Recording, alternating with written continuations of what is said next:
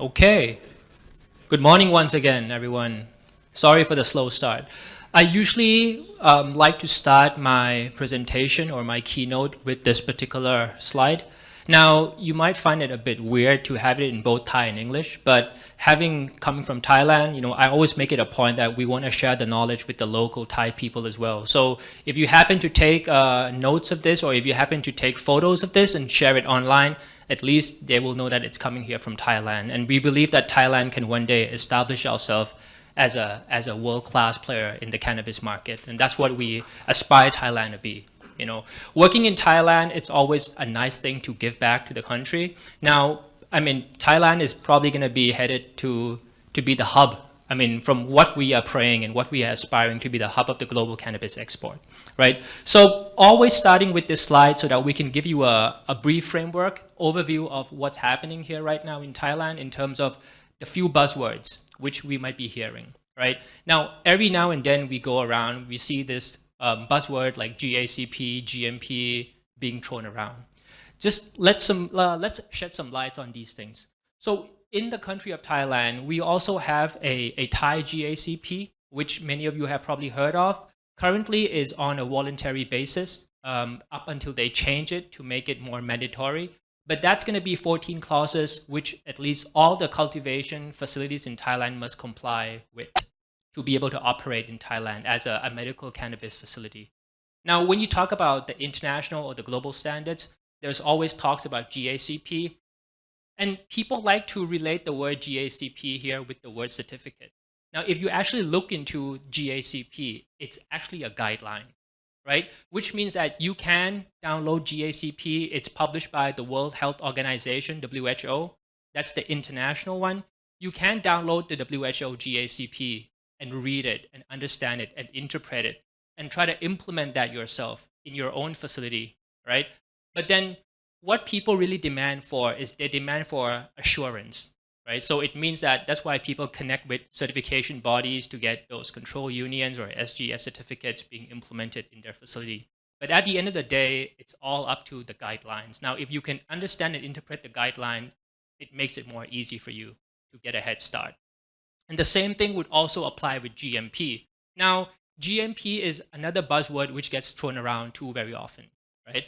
And people in the space of which I have been talking to, they quite fear this word GMP, which actually stands for good manufacturing practices. But when you look at the way it's being coined or the way it's being implemented for medical herbs like cannabis or hemp, it makes it that much more difficult to implement, right? But when you go around, let's say you have a chance to travel around Thailand, you go to the industrial estates area outside Bangkok. Most of the factories, if not all, are at least GMP certified. And then you have those HACCP and whatnot standards, which are still being talked about, right? So the idea is not to fear these standards if you have this correct mindset to begin with, right? If you look at the GACP and the GMP standard, it's all very clear that it boils down to quality and discipline, right? Now, my friends like to say, what is not tracked is not recorded, never actually happened, right? So if it's not tracked, recorded, it actually didn't happen. It will come to a time where people would then look at what is the actual foundation of a good business practice in terms of cannabis. In terms of Thai GACP or in terms of running a cannabis business, there's actually 4 pillars, right, which you can look at. Cultivation, harvest, collection, process and production. At the end, it's packing and sales, right? And packing would also be in compliance with GMP. Now, at the very end of the day, I'm a software guy, right? CanTrack is a track and trace software. We're here to help you in terms of improving your operations. But today, I will try my best not to talk about the software, but rather talk about the standards which people are looking at, right? At the end, you want to collect data, you want to do document control, but then this all looks to me like insurance, right? You are collecting data, you're making sure you're tracking everything for what, right? When they come to times where your product hits a defect, that's the time when people start asking questions. And that's the time where paper-based records aren't going to help you, right? So if you want to make the business more sustainable in the long run, I think we have to digitize it, right? So it boils down to data collection and traceability, which is highlighted in yellow at the very top part. So I like to start with the problems first, right? We start with the problems. For example, this is an article which has been published a few years ago where it talks about that most of the medical cannabis actually contains pesticide and mold. And I think this is no surprising to you guys, right? Most of the stuff in the market, people who are experts would tell me the same thing, that a lot of these things contains mold, pesticide, and aren't even tested properly, right? So how do we actually know that these things are traceable, right? Now, traceability will come to help when there's a product recall, right? And these things have not actually been talked about much in Thailand because the industry is maturing, right? When we talk about product recall, you actually have to track the complaints coming in, the defects coming in, and that's when traceability is going to help you. So let's decipher the word traceability.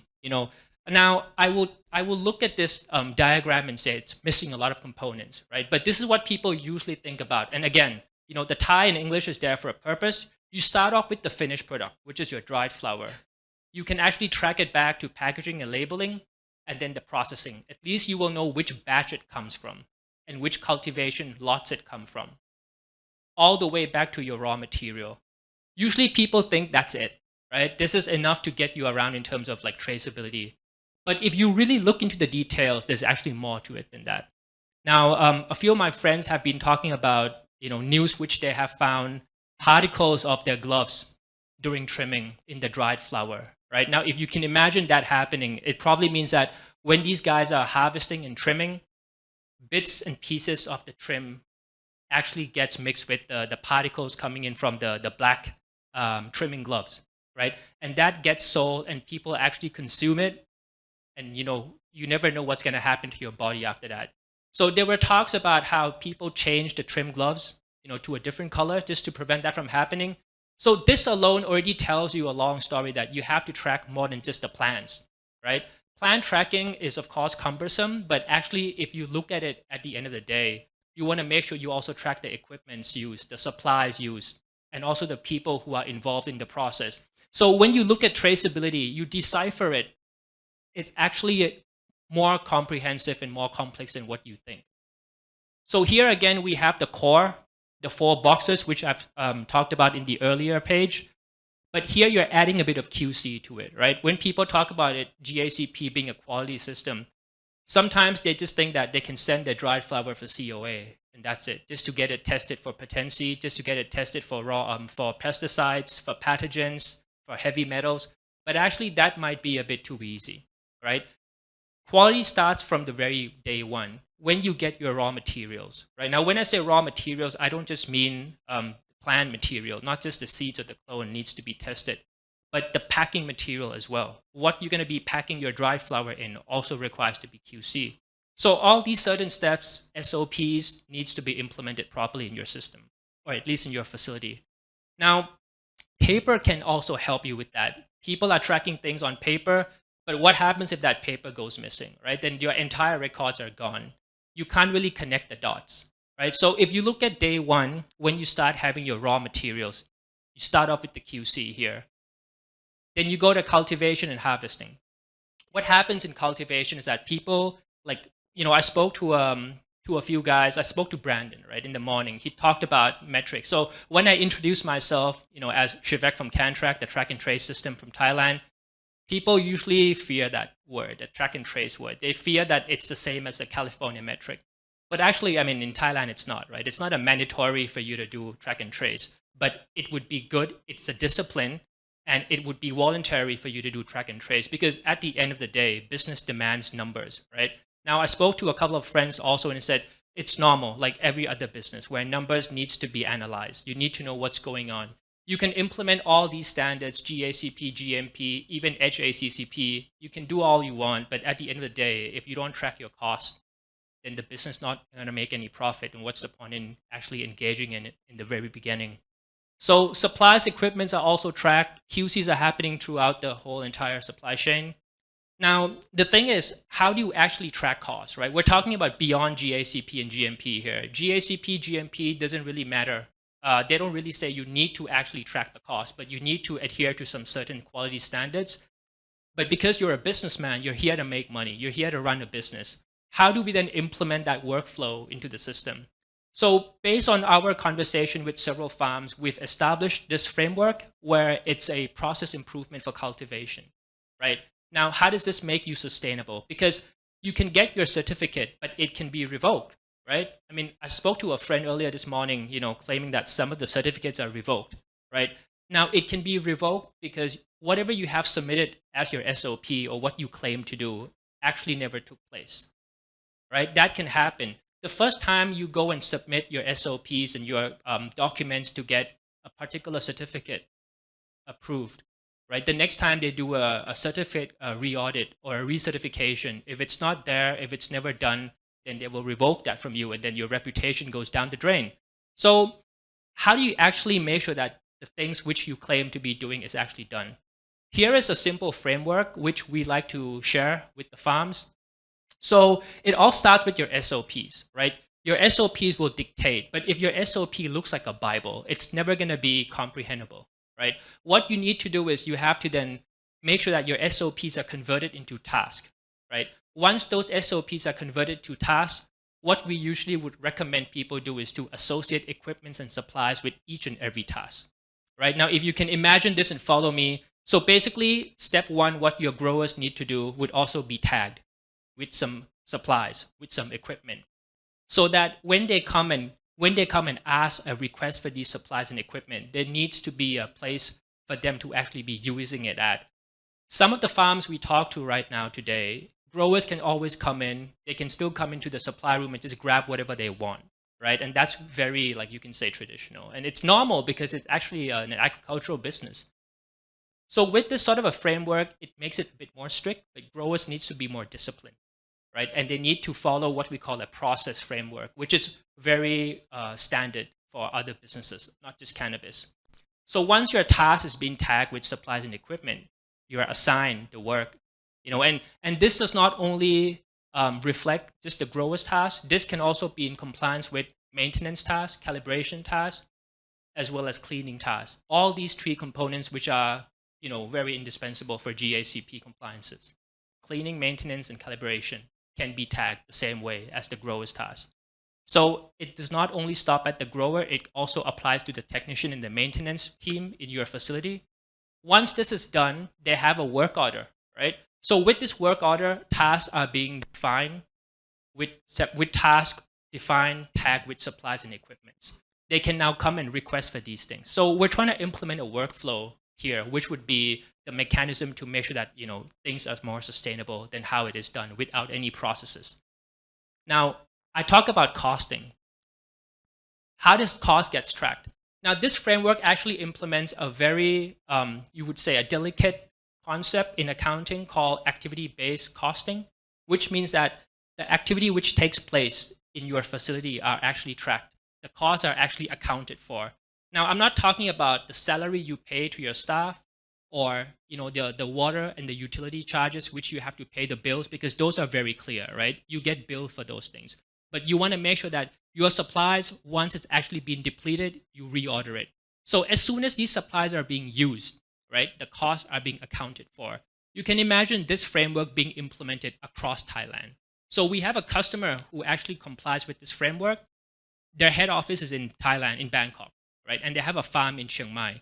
So the procurement actually happens in Bangkok, right? All the orders are coming in from Bangkok, gets shipped to Chiang Mai. I'm talking about the supplies, the nutrients, So those are shipped into Chiang Mai. Now the CFO demands transparency. So with this framework, she was able to also get, the cost actually happening, taking place in each day.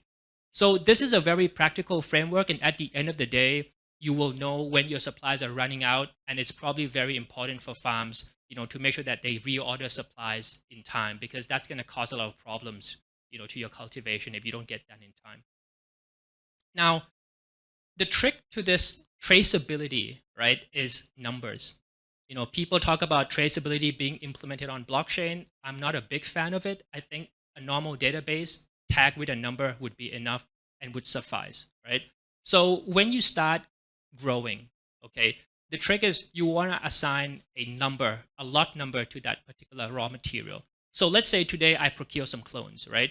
Those clones, once I receive, needs to be tagged with a number, right?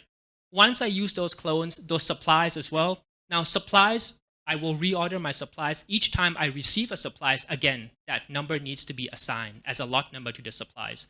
So if you keep assigning numbers, batches, and lots to all your items, whether it's your raw material, your supplies, and even when you cultivate. So when you grow your plants tomorrow, right, you have an individual plant lot. That plant lot will then define how many plants, what strain it is, and you will be able to trace back to what supplies you were using, as well as which raw material lot you were using, right? So it's very important that you have numbers assigned to each of the items coming into your cultivation.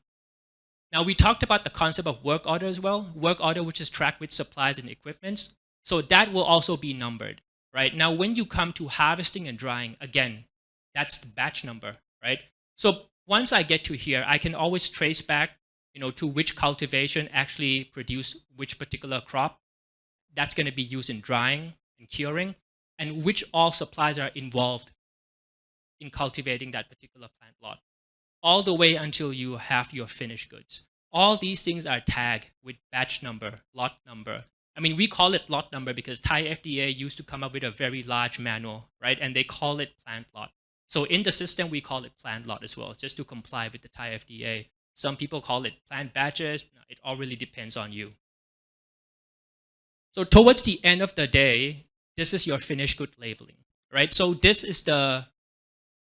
label defines your entire hard work, which you put into your cultivation, right? When you stick, I mean, people are very proud when they produce their finished flower, right? And they stick a label on it and they label it and say what strain it is, what lot number it is, how much does it weigh. If it's a sample, you have to put that in a remark so that it gets tracked as well. Now with this QR code, just one QR code is magnificent because you can always track back, to whatever happens in your cultivation center with just this one QR code.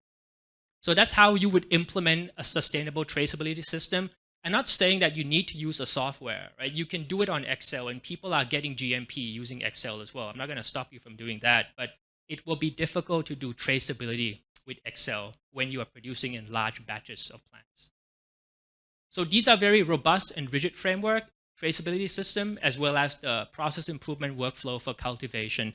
Now, this might take a bit of time to implement, but if you actually implement it correctly, you might get a bit of resistance from your grower. They might start to question you why you're tracking every single thing and every step takes time. But if you do it, you're actually empowering them, right? And we like to promote businesses like this in Thailand, where they're actually empowering the Thai growers, making sure that they're up to the level which is required in the market. Now, this is, at the end of the day, what people like to see, visualization, right? So if you are disciplined, if you comply with the software or your framework, which might just be Excel, you should be able to do this, right? So we have lot number attached to every single step, right? So this is the end product going out. You have the lot number attached to it. You have the lot number attached to the inputs coming to your production. You have the lot number attached to your plants, and you have the lot number attached to your raw material, which you use to grow. So with this visualization, people usually understand that why traceability is done. But most of the time when I ask people, why traceability is done, they never give me a proper answer. And me personally, I think traceability is done, well, I can't use a swear word, but when shit hits the fan, right? That's usually when you need traceability the most, is when something bad happens and there's a product. Right? So this would really help you define and see, what actually happened. Again, attaching CP and CCP to these steps would also be very critical, right? Whether it's your drying, trimming, curing steps, you need to make sure that you are tracking the inputs, the batches, as well as the control point and the critical control point properly. Right? Production batch card, again, batch is being defined here. You need to be able to see the steps which takes place into your production. Now, this is one way where people usually lose track of things. I get a lot of calls asking me about, whether the growers are actually stealing from the farm, right? You probably get that often as well, right? Things goes missing. Are the growers actually stealing from the farm? Because Excel itself is not enough for you to do it, right? Now, QC is something which takes place in very many steps, right? In various many steps.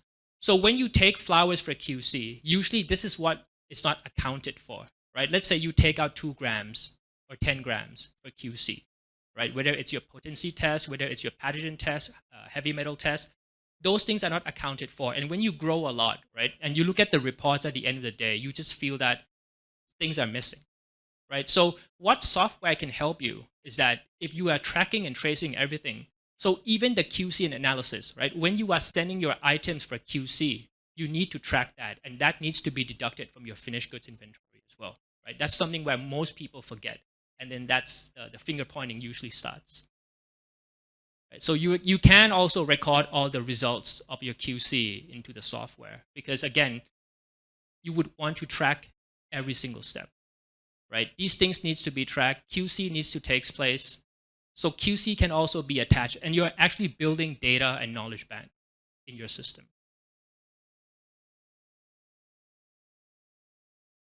Right now, when you have growers working for you, right, and they say paper is not the way to go because it's not sustainable. Data gets lost. You can't compare data. You can't analyze data. We also try to make sure that the Thai growers are also empowered. That's the word which I use many times already on this stage. Empowering the Thai growers is very simple. I mean, people in Thailand are using Line, right? Thailand has one of the highest users of internet, but if you look into the numbers, right, the users of the internet are not actually using it for the right purposes. They're on YouTube, they're online, right? All these are more like recreational stuff, like where they just go in and just, bombard themselves with content. But actually, if you can integrate this with Line, a platform which they're already used to, you can also assign tasks to the Thai growers using your smartphone, right? So imagine the growers coming in one day, scanning a QR code.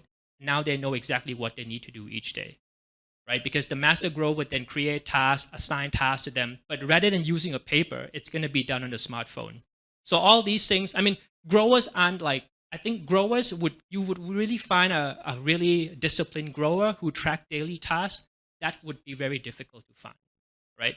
Now, if you have a team of growers, especially the Thai growers, what you can do is digitize it, right? So all the tasks are going to be tracked and assigned. So they can just go in and record the temperature in the smartphone, right? They need to see what equipments, what supplies they need to get to use in those tasks. That's going to also be in the smartphone.